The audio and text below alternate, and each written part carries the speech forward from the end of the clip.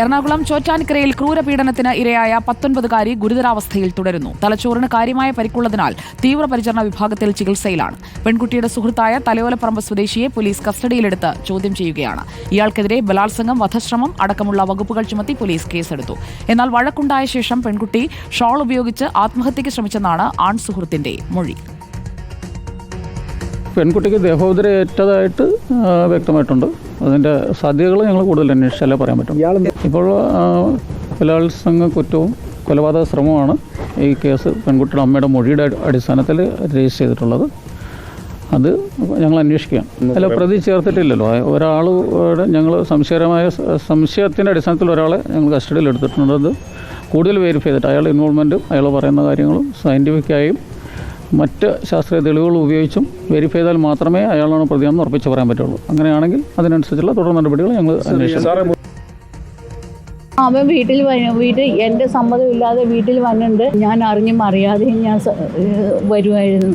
പല പ്രാവശ്യം ഞാൻ വിലക്കിയിട്ടുണ്ട്. ഇവളോടും പറഞ്ഞിട്ടുണ്ട്, അവനോടും പറഞ്ഞിട്ടുണ്ട് എൻ്റെ വീട്ടിൽ വരരുത്. ഇവൻ മറ്റുള്ള ആളുകളുടെ പേര് പറഞ്ഞ് ഇവളെ ടോർച്ചർ ചെയ്യുകയാണ്. കാരണം നീ അവൻ്റെ കൂടെയല്ല, നീ ഇവൻ്റെ കൂടെയല്ല എന്നും പറഞ്ഞ് ഇവളെ വല്ലാതെ ടോർച്ചർ ചെയ്യുമായിരുന്നു. ഇപ്പോൾ പരാതിപ്പെട്ടിട്ടുണ്ട്.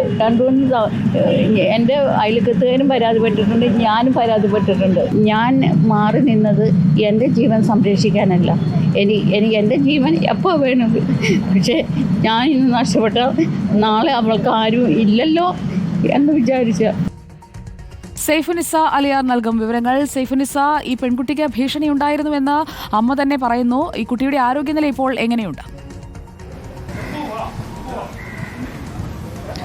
സുജയ, ഈ കുട്ടിയുടെ ആരോഗ്യനില അതീവ ഗുരുതരമായി തുടരുകയാണ്. വെന്റിലേറ്ററിൽ ചികിത്സയിലാണ് ഈ കുട്ടിയുള്ളത്. ശനിയാഴ്ച രാത്രിയാണ് 10:15 ഈ പെൺകുട്ടിയുടെ ആൺസുഹൃത്ത് തലയോലപ്പറമ്പ് സ്വദേശിയായ പ്രതിയെന്ന് സംശയിക്കുന്ന ആൾ വീട്ടിലേക്ക് എത്തിയത്. പിന്നീട് ക്രൂരമർദ്ദനത്തിന് ഇരയാക്കുകയായിരുന്നു. ഈ പെൺകുട്ടിയെ കണ്ടെത്തുന്നത് ഞായറാഴ്ച വൈകിട്ട് 4 മണിക്ക് ബന്ധു വീട്ടിലെത്തിയപ്പോഴാണ്. പിന്നീട് നാട്ടുകാരുടെയും ഒപ്പം തന്നെ വാർഡ് കൗൺസിലറുടെയും സഹായത്തോടെയാണ് ആശുപത്രിയിൽ പ്രവേശിപ്പിച്ചത്. ഈ കണ്ടെത്തുന്ന സമയത്ത് കഴുത്തിൽ ഷോൾ മുറുകിയ നിലയിലായിരുന്നു. അപ്പോൾ ഈ പ്രതിയെ ചോദ്യം ചെയ്തതിൽ നിന്ന് പ്രതി പറയുന്ന മൊഴി എന്ന് പറയുന്നത് ഈ മർദ്ദനം ഉണ്ടായി തല്ലുകയൊക്കെ ചെയ്തിരുന്നു. പക്ഷേ പിന്നീട് വഴക്കുണ്ടായ ശേഷം പെൺകുട്ടി ഷോൾ ഉപയോഗിച്ച് ആത്മഹത്യക്ക് ശ്രമിച്ചു. താൻ ഈ ഷോൾ അറുത്ത് താഴേക്ക് പെൺകുട്ടിയെ ഇറക്കുകയും ചെയ്തു. അതിനുശേഷം അവിടെ നിന്ന് ഭയന്ന് പോവുകയാണ് ചെയ്തതെന്നാണ് ഈ പ്രതി. 24-കാരനാണ്. ഇയാൾക്കെതിരെ തലയോലപ്പറമ്പിലും പീരുമേടിലും എല്ലാം തന്നെ അടിപിടി കേസുകളും കഞ്ചാവ് കേസുകളും ഒക്കെ ഉണ്ട്. 1 വർഷം മുമ്പാണ് പെൺകുട്ടിയും ഈ യുവാവും തമ്മിൽ പരിചയപ്പെട്ടത്. ഇൻസ്റ്റഗ്രാം വഴിയാണ് പരിചയപ്പെട്ടത്.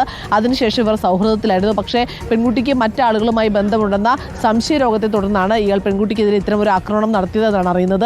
ഈ പെൺകുട്ടിയുടെ അച്ഛനും അമ്മയും ഈ കുട്ടിയെ ചെറുപ്പത്തിൽ 1.5-2 വയസ്സുള്ളപ്പോൾ ദത്തെടുത്തതാണ്. ഇവർക്ക് മറ്റു കുട്ടികൾ ഉണ്ടാകാത്തതിനാൽ ഇവർ ദത്തെടുത്തതാണ്. പിന്നീട് ഇവരുടെ സംരക്ഷണയിലാണ് ഈ കുട്ടി വളർന്നത്. ഈ സ്പെഷ്യൽ സ്കൂളിലായിരുന്നു പഠിച്ചതും ഒക്കെ.